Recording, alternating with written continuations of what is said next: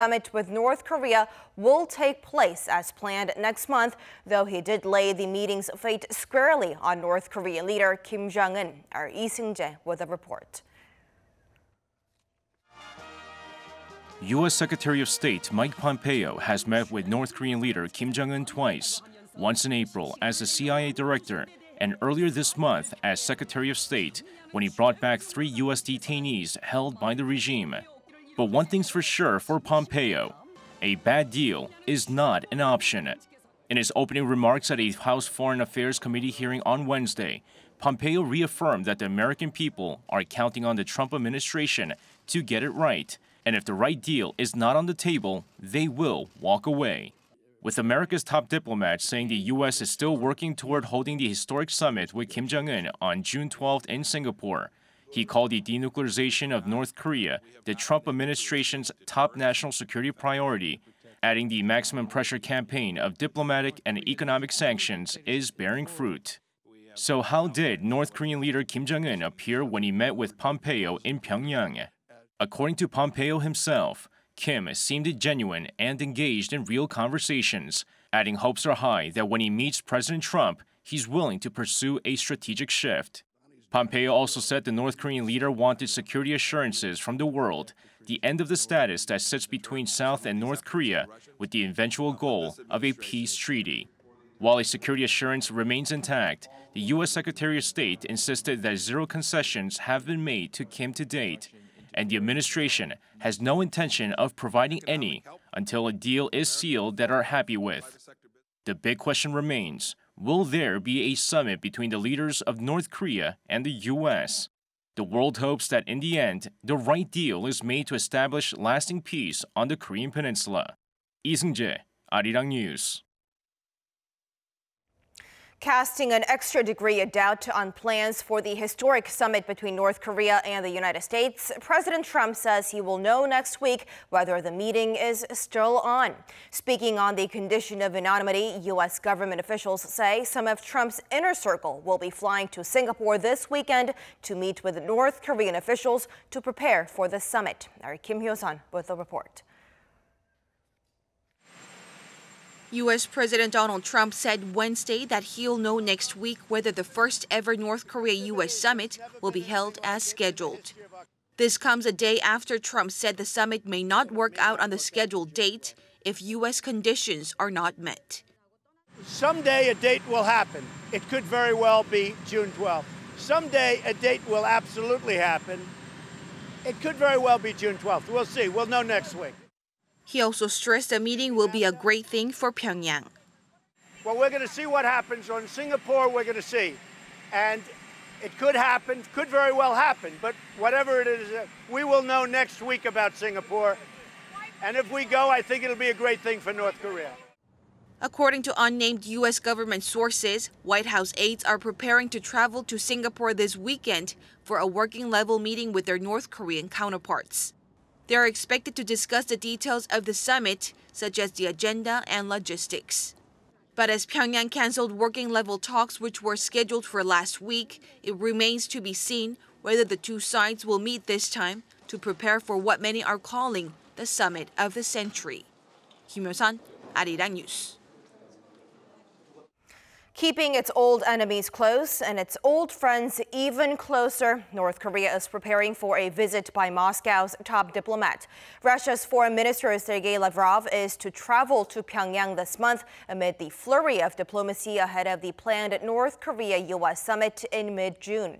Quoting a foreign ministry spokesperson Wednesday, Russian news agencies reported that Lavrov would travel to Pyongyang next week, though firm dates have yet to be announced. Lavrov held talks with his North Korean counterpart Lee Myung-bak in Moscow last month as the regime moved to improve its strained ties with global powers. Inside North Korea, the international reporters departed from Wonsan last night and are now on their way to the Punggye-ri nuclear test site. Now, if the weather is favorable enough, according to what the North had said before, the dismantling of the test site is expected to be held as early as today. For more on this developing news, we connect live to our Lee Ji-won, part of South Korea's Joint Press Corps for Punggye-ri. Ji-won. Saemin, the reporters left the east coast city of Wonsan at around 7 p.m. last night, and it's expected to take around 12 hours to get to Jaereok Station near the entrance to the massive test site. So we're guessing that they got off the train this morning and are now on their 4-hour bus ride up a dirt road to the Mount Mantap Valley, after which there is still a 2-hour hike to the site. It's been said that the reporters will not have internet connection at the site or en route, so we're still unsure which stage of the journey they are on. And that also means that we will have to wait until the reporters get back to their press center in Wonsan, probably on Friday, to have stories or footage of the dismantling of the site. We still haven't been notified when the dismantling will take place, but with clear skies expected in Punggye-ri today, hopefully it will be carried out later in the afternoon. But there are a number of interesting things the reporters have delivered via various means. According to the Associated Press, one of the teams on the journey, the reporters were asked not to open their blinds during their travel. Also, the media were expected to pay their own costs for the trip. The train fare was $75 per person round trip, and each of their meals $20. Back to you, Saemin. All right, EG1 with the updates, part of South Korea's joint press corps for Punggye-ri nuclear test site. Shifting focus, President Moon Jae-in returned home a Thursday morning from his 2-day trip to Washington, where he sat down with President Trump to discuss the North Korea-U.S. summit scheduled for next month. President Moon reassured Trump that North Korean leader Kim Jong-un is serious about denuclearization. The two leaders also shared the view that the allies should do all they can to make the summit a success. The Moon and Trump summit marked the 4th of its kind since President Moon took office in May of 2017.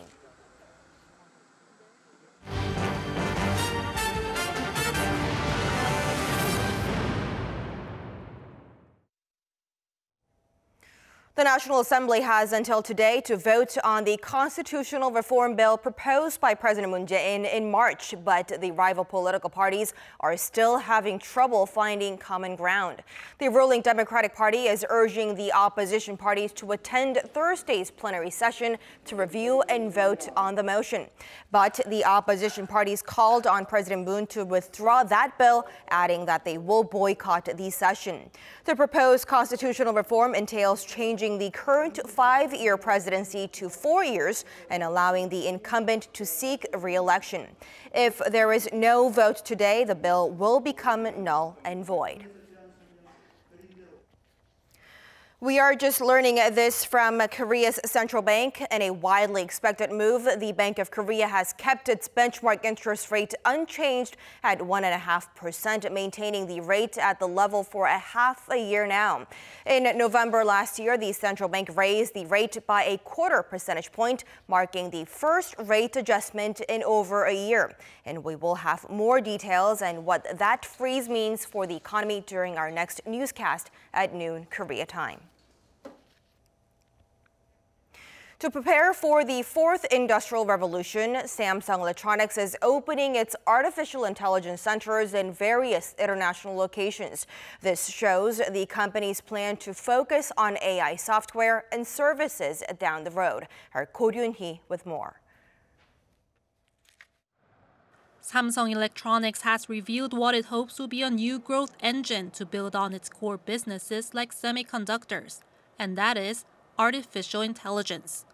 The company announced on Tuesday that it's setting up more AI research centers around the world. This will enable Samsung to employ more experts in fields where Korea lags behind.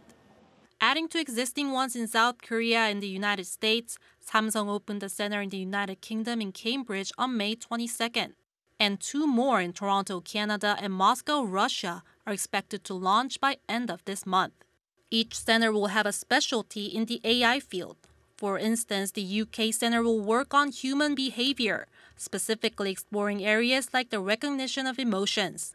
Samsung's new initiative was hinted at earlier this year when Kim Hyun-seok, the president of Samsung Research, attended the Consumer Electronics Show in Las Vegas and announced that the world's #1 manufacturer of computer chips will apply AI technology to its Internet of Things devices, things like refrigerators that order your groceries. To easily connect and control all the IoT devices in your life. You are unifying the many existing IoT apps, such as Samsung Connect, Smart Home, Smart View, and more, into one.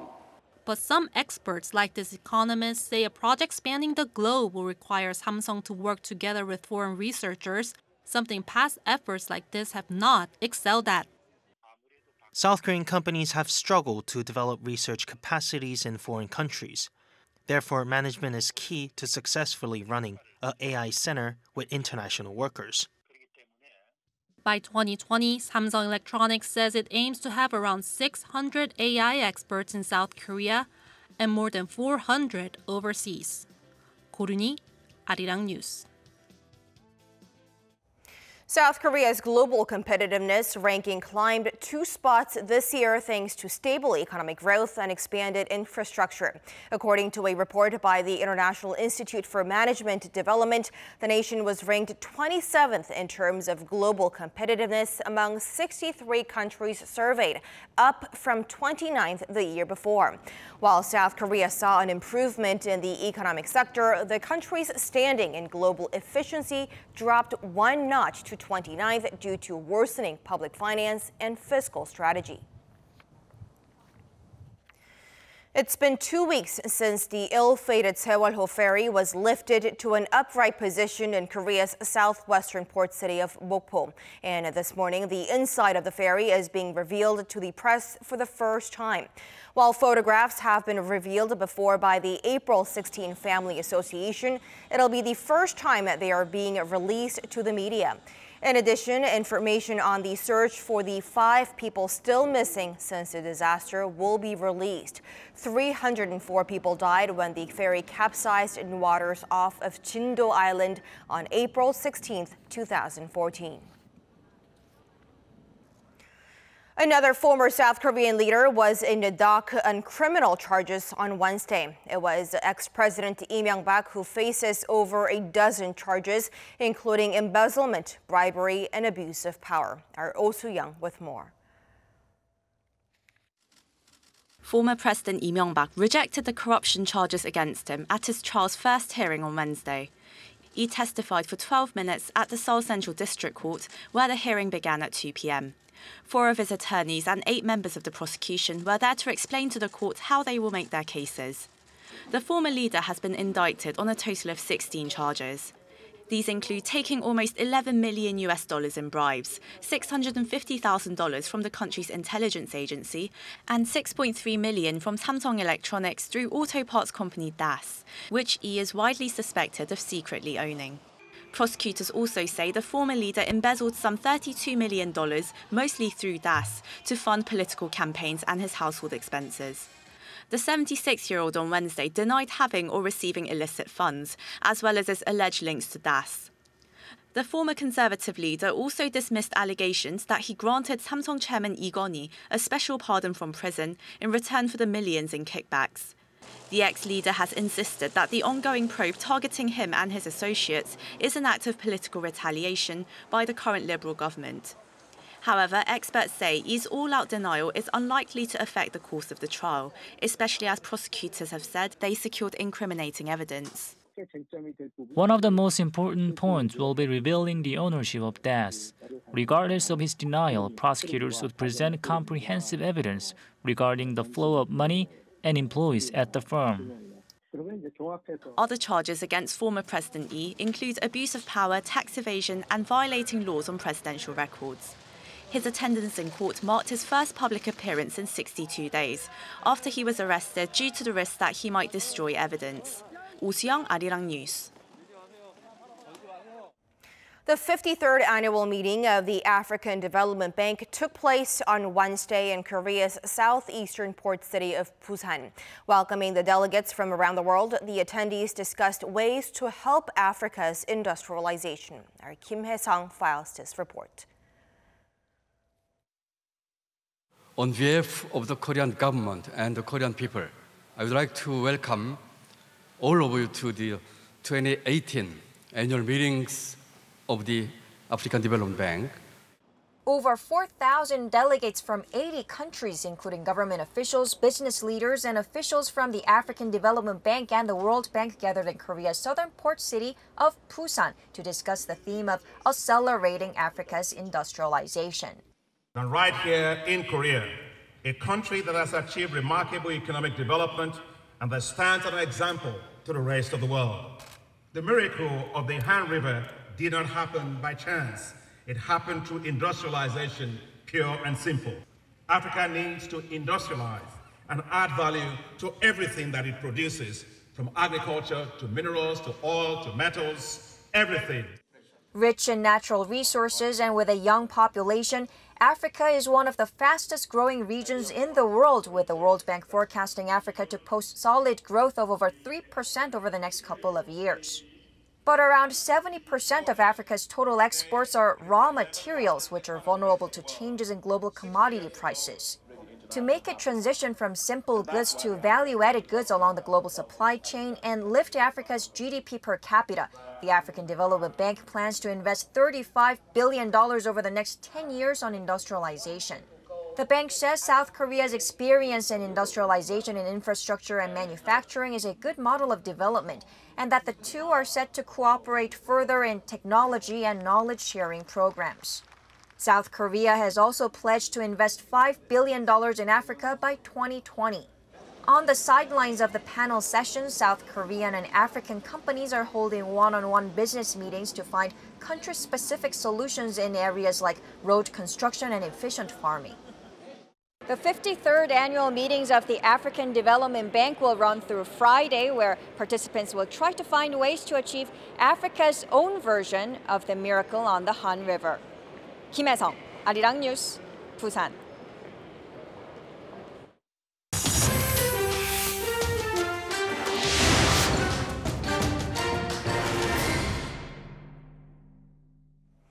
And now for a look at stories making headlines around the world, and we start in Japan. Tokyo's finance ministry has released documents relating to a dubious sale of state-owned land to a school operator with ties to Prime Minister Shinzo Abe's wife. Now, this comes after the ministry said the records had been discarded. For more on this and other news around the world, we turn to our Do Adam at the News Center. Adam, so another headache for Japanese leader. That's right, Semin. Prime Minister Abe is mired in a number of cronyism scandals that have put a dent in his approval ratings and also his credibility. The latest revelation has only added to his woes. Tokyo's finance ministry submitted nearly 1,000 pages of documents to Japan's parliament on Wednesday regarding its negotiations with Moritomo Gakuen on the largely discounted sale of state-owned land. The documents were submitted on the same day. Ministry officials admitted to deleting them in an effort to hide those talks. But the ministry said it had managed to retrieve most of the data from a few officials who were, quote, keeping them safe. Moritomo Gakuen is a school operator with close ties to Abe's wife Akie, and the sale has raised suspicions of favoritism by the premier. The school operator planned to use the land to open an elementary school and naming Abe's wife as its honorary principal. The effort to cover up the murky deal also comes only a few months after the ministry said it had doctored separate documents to make them tally with testimonies given by its officials to the Diet. Another 3,000 pages of pre-altered files relating to the scandal were also submitted, and they will all be assessed by lawmakers. Results are expected to be announced by the end of the month. Abe has repeatedly denied his or his wife's involvement in the sale, and he is expected to sit down with ruling and opposition lawmakers next week to discuss the issue. In other news now, NFL owners have decided to fine teams if players refuse to stand for the American national anthem. The new policy announced on Wednesday came after President Trump lashed out at NFL players who protested against racial injustice by kneeling during pre-match ceremonies.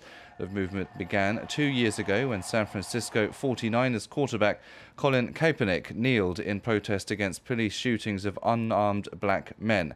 Players, however, will be allowed to stay in the locker room during the Star-Spangled Banner if they refuse to comply with the new policy.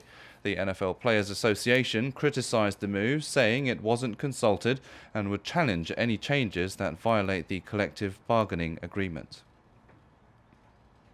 A New York judge has ordered a 30-year-old man to move out of his parents' house after they took their son to court to evict him. Michael Rotondo had moved back into his childhood home 8 years ago after losing his job and has refused to leave since. His parents said he did not pay rent or help around the house and rejected their help to find a new place. They wrote 5 eviction letters over several months and eventually had to take the matter to the New York State Supreme Court. After Tuesday's hearing, Rotondo told reporters he was planning on moving out in a few months anyway, but still said he would appeal against the ruling.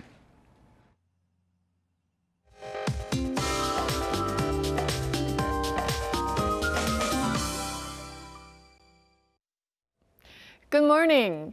Expect another bright day along with high UV rays and dusty conditions over most of Korea. So do wear sunglasses and sunblock to protect your eyes and skin. And it seems like we might also need face masks to protect us from the sun and dust. Yellow dust will keep blowing in, and the smog from China will only cause dustier conditions from now on. And this somewhat breezy morning is warming up rapidly. Morning lows started off in the low teens, but the highs will range from the mid-20s to even 30s this afternoon. So for a closer look, Gyeongju will get up to 31 degrees Celsius, while Daegu will be topping out at 30 degrees, and Seoul will make it to 24 degrees. With that, let's take a look at the international weather for viewers around the world. So South Korea will have mostly sunny skies but a dusty Thursday, while North Korea will also have sunny skies and warm highs, including at Punggye-ri, the nuclear test site in the northeast of the country. The heat wave in New Delhi is getting serious as the mercury could soar into the mid-40s, so the threat of heat stroke looms large. Meanwhile, New Zealand had a bitterly cold morning, and Wellington will get up to 15 degrees Celsius with showers later on today. Over in Washington, D.C., it's going to be pleasantly warm through Friday under bright skies. And as for South America, wet weather will continue in Bogota for another week or so, so keep an umbrella handy. Taking you to Europe, Rome will be sunny while London will have a wet Thursday. Lastly, to Africa, Cape Town issues flood alerts on Thursday as heavy rain and cold weather passes over the Western Cape. And that's all the weather update for now.